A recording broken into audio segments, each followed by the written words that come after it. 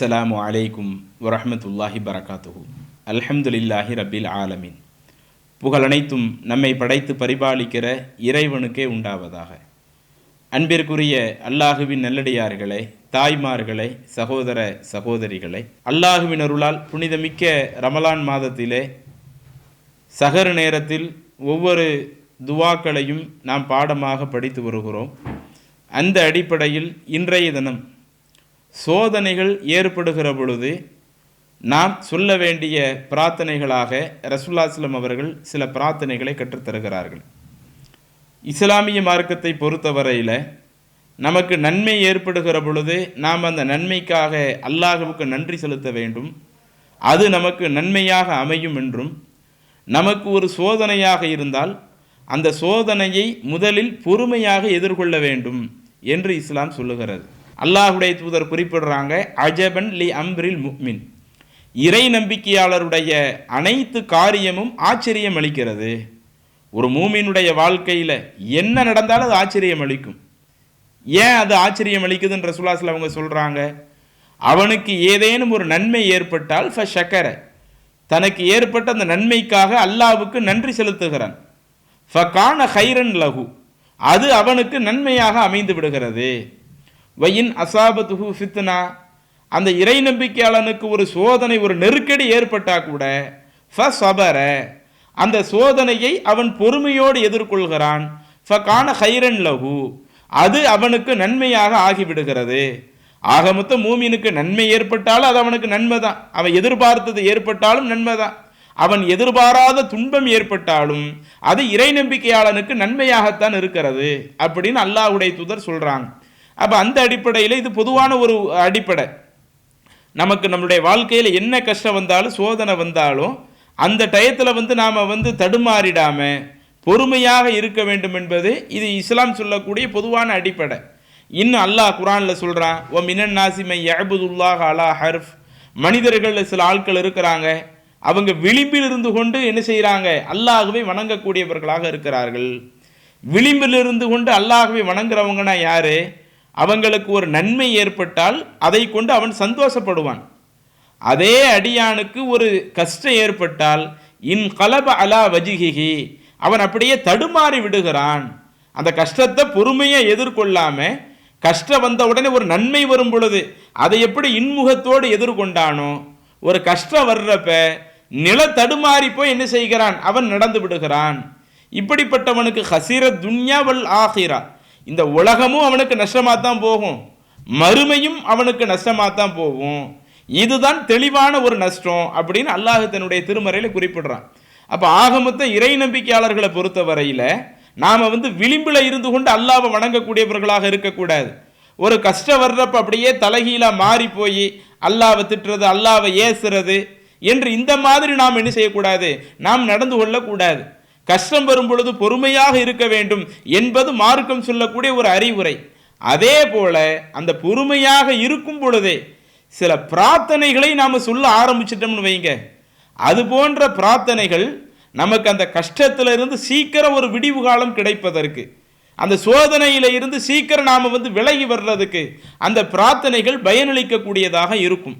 அல்லாஹுடைய தூதர் சொல்லக்கூடிய அந்த செய்தியை நீங்கள் ஆதாரபூர்வமான ஹதீஸ் கிரந்தங்கள், பல ஹதீஸ் கிரந்தங்களில் பார்க்கலாம். உதாரணத்திற்கு சஹீஹ் முஸ்லிமில் 1674வது செய்தியாக பதிவு செய்யப்படுகிறது. முஸ்னத் அஹமது என்ற ஹதீஸ் கிரந்தத்தில் 25417வது செய்தியாக பதிவு செய்யப்படுகிறது. இந்த செய்தியில் ரசூலுல்லாஹி ஸல்லல்லாஹு அலைஹி வஸல்லம் அவங்களுடைய மனைவியரான உம்மு சலமா ரலியல்லாஹு அன்ஹா அவங்க இந்த செய்தியை அறிவிக்கின்றார்கள். உம்மு சலமா அவங்க என்ன குறிப்பிடுறாங்க, நபிகள் நாயகம் ஸல்லல்லாஹு அலைஹி வஸல்லம் அவர்கள் கூறினார்கள், அப்படி கூறுவதை சமிஅத்து, நான் காதால கேட்டேன் அப்படின்னு சொல்லிட்டு சொல்றாங்க. மாமின் அபதின் துசீபுஹு முசீபத்துன், ஒரு அடியான் அவனுக்கு ஏதேனும் ஒரு சோதனை ஏற்பட்டது என்று சொன்னால், ஃபயக்கூலு, அப்படி சோதனை ஏற்பட்ட நேரத்தில் அவன் ஃபயக்கூலு சொல்வான் என்றால், இன்னா லில்லாஹி வ இன்னா இலைஹி ராஜிஊன், அல்லாஹும் மஹ்ஜுர்னி ஃபி முசீபத்தி வ அஹ்லிஃப்லி ஹைரம் மின்ஹா என்கிற இந்த ஒரு பிரார்த்தனையை சொல்வான் என்று சொன்னால், இல்லா அஜரஹுல்லாஹு ஃபி முசீபத்திஹி, அவருடைய சோதனையில இருந்து அல்லாஹு தாலா அவரை என்ன செய்து விடுவான், நீக்கி விடுவான். வ அஹ்லஃப லஹு கைரம் மின்ஹா, அதிலிருந்து அந்த சோதனையை விட ஒரு சிறந்த நன்மையை அவருக்கு வழங்கி விடுவான். ரசூலுல்லாஹி ஸல்லல்லாஹு என்ன சொல்றாங்க, ஒரு அடியானுக்கு ஒரு சோதனை வருது, அப்படி சோதனை வரும் பொழுது பொறுமையோடு இருக்கிறது அதுவும் நமக்கு தேவை. அதோடு சேர்த்து அவர் சொல்லவும் செய்யணும் தன்னுடைய வாயால. என்ன சொல்லணும், இன்னா லில்லாஹி வ இன்னா இலைஹி ராஜிஊன். இதனுடைய அர்த்தம் என்ன, இன்னா லில்லாஹ், நாம் எல்லாருமே அல்லாஹுவிற்கு உரியவர்கள், வ இன்னா இலைஹி ராஜிஊன், நாம் எல்லாருமே இந்த அல்லாஹ்விடம் தான் திரும்பி செல்ல இருக்கிறோம் என்று சொல்லிவிட்டு அல்லாஹும் மஹ்ஜுர்னி ஃபீ முசீபதி, இறைவா இந்த என்னுடைய சோதனையிலிருந்து என்னை நீ காப்பாயாக, அந்த சோதனையிலிருந்து என்னை நீ பாதுகாத்து விடுவாயாக. வ அஹ்லிஃப்லி கைரம் மின்ஹா, இந்த சோதனையை விட சிறந்த ஒரு நன்மையை நீ அதற்கு பகரமாக ஆக்குவாயாக. இந்த சோதனையிலிருந்து நீ என்னையை காப்பாத்திரு, அதே மாதிரி எனக்கு இந்த சோதனையை விட சிறந்த நன்மையையும் பகரமாக ஆக்கு என்று இந்த வார்த்தையையும் சேர்த்து சொல்வாரையானால், அப்படி முஸ்லிம் சோதனை வரும் பொழுது இதையும் சேர்த்து சொன்னால், இல்லா அஜரஹுல்லாஹு ஃபீ முசீபத்தி, அல்லாஹு தாலா அவனுடைய அந்த சோதனையிலிருந்து அந்த அடியானை அல்லாஹு தாலா பாதுகாப்பான், அதே போல அவனுக்கு பல நன்மைகளையும் வழங்குவான் என்று அல்லாஹுடைய தூதர் சொல்றாங்க. இப்படி சொல்லி முடித்து விட்டு அந்த ஹதீஸ்லேயே அடுத்த பகுதியில் பார்க்கலாம். உம்மு சலமா அவங்க சொல்றாங்க, அபூ சலமா அவர்கள் மரணம் அடைந்த பொழுது காலத் கமா அமரணி ரசூலுல்லாஹி ஸல்லல்லாஹு அலைஹி வஸல்லம், அல்லாஹுடைய தூதர் எனக்கு என்ன உத்தரவிட்டார்களோ அதையே நான் சொன்னேன்.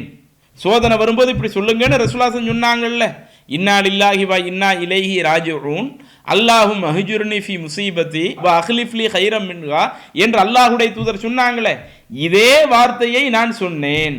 சொன்ன என்ன நடந்தது அதையும் உம்மு சலமா ரதியல்லாஹு அன்ஹா அவங்க குறிப்பிடுறாங்க, என்னுடைய முதல் கணவர் அபூ சலமா இறந்த பொழுது அல்லாஹுடைய தூதர் உத்தரவிட்டதை போல நான் சொன்னேன்.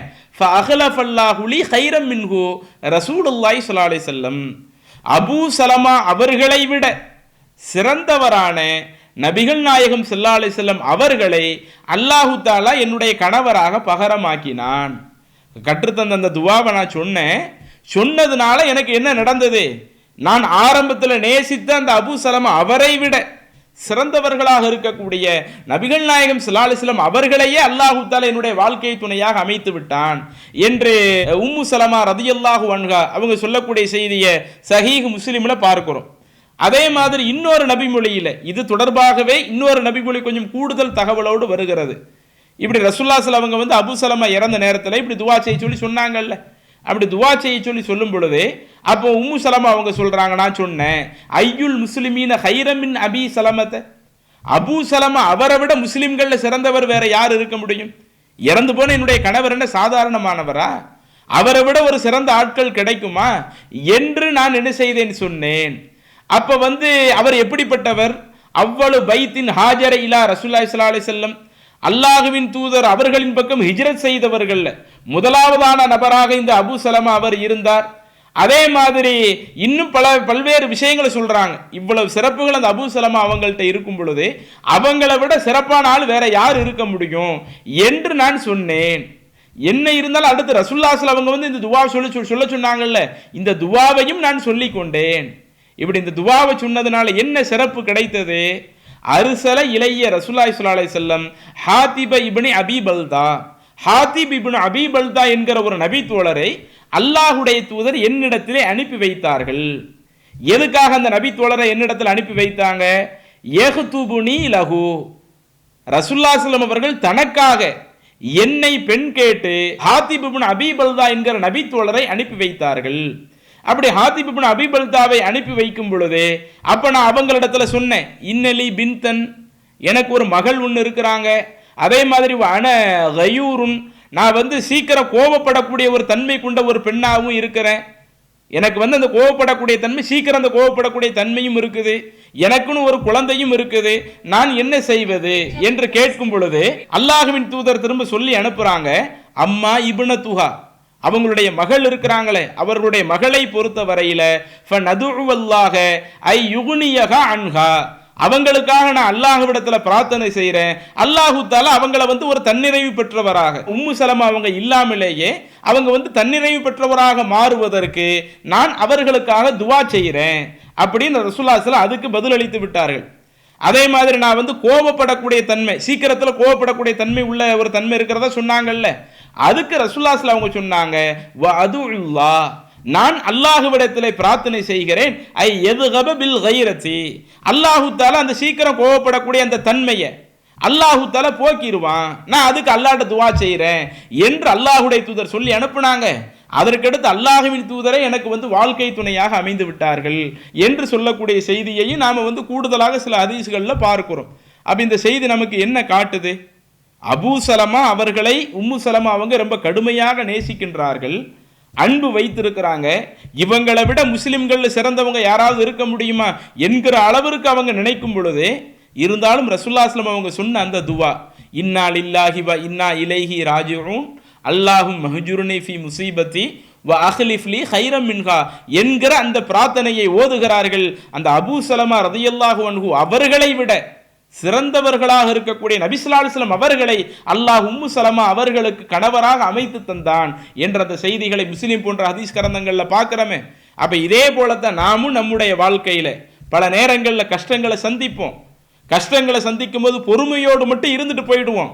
அப்படி பொறுமையோடு மட்டும் இருந்து விட்டு போய்விடாமல் அதோடு சேர்த்து, இறைவா நீ கொடுத்த அந்த சோதனையிலிருந்து நீ என்னை காப்பாத்திரு, இதை விட சிறந்ததை எனக்கு நீ பகரமாக்கி கொடு என்ற இந்த பிரார்த்தனையையும் சேர்த்து வைப்போம் என்று சொன்னால், அல்லாஹ்விடத்திலே கோரிக்கையாக வைப்போம் என்று சொன்னால், நிச்சயம் உம்மு சலமா ரலியல்லாஹு அன்ஹா அவர்களுக்கு இறைவன் உதவியதை போல நமக்கும் அல்லாஹ் உதவுவான். அந்த துவாவை மீண்டும் ஒருக்க உங்களுக்கு சொல்லி கொடுக்குறோம், அதை நீங்க திருப்பியே சொல்லிக்கிடுங்க. இன்னா லில்லாஹி வ இன்னா இலைஹி ராஜிஊன் அல்லாஹும் மஹ்ஜுர்னி ஃபி முஸீபத்தி வ அஹ்லிஃப் லி கைரம் மின்ஹா. இந்த துவாவை ஓதிக்குங்க. இது ஒன்று. அதே மாதிரி இதனுடைய ரிலேட்டிவாக வரக்கூடிய இன்னொரு பிரார்த்தனை, இதுவும் இதே அபூ சலமா உம்மு சலமா ரலியல்லாஹு அன்ஹா அவங்க தொடர்பாக வரக்கூடிய செய்தி தான். இப்போ நமக்கு சோதனைகள் பொதுவாக வரும்பொழுது மேலே சொன்ன துவாவை நாம் கூடுதலாக ஓதிக்கலாம். இப்போ நம்மளுடைய வாழ்க்கை துணை இறந்து போயிட்டாங்க. அல்லாஹு அக்பர், அல்லாஹு அக்பர்.